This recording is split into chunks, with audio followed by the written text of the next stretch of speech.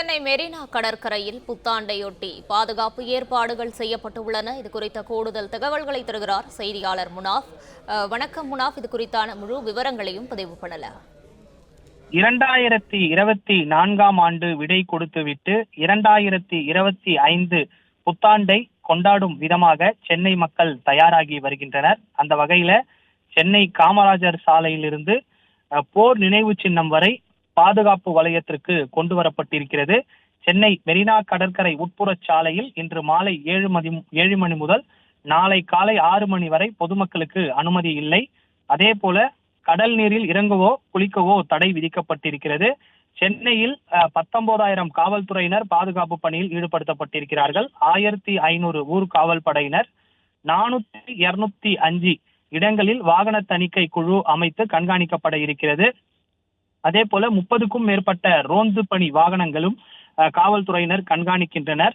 குறிப்பாக மெரினா கடற்கரை, பெசட் நகர் கடற்கரை, திருவான்மையூர் கடற்கரை, கிழக்கு கடற்கரை சாலை ஆகிய 4 கடற்கரை சாலைகளிலும் இந்த பைக் ரேஸை தடுப்பதற்காக 30 குழுக்கள், கண்காணிப்பு குழுக்கள் அமைக்கப்பட்டிருக்கிறது. அதே போல சென்னையில் 100க்கும் மேற்பட்ட கோவில்கள், தேவாலயங்கள், இதர இடங்களில் தகுந்த பாதுகாப்பு ஏற்பாடுகள் செய்யப்பட்டிருக்கிறது.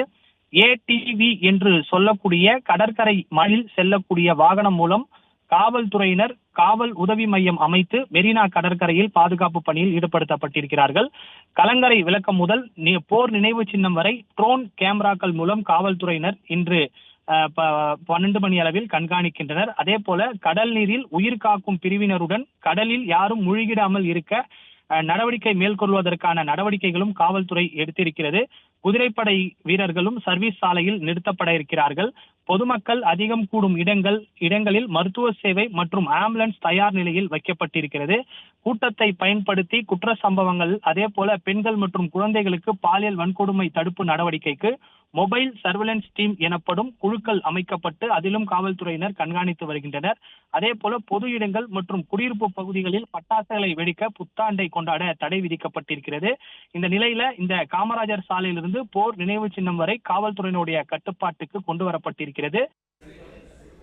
விரிவான விவரங்களை வழங்கியமைக்கு நன்றி முனாஃப்.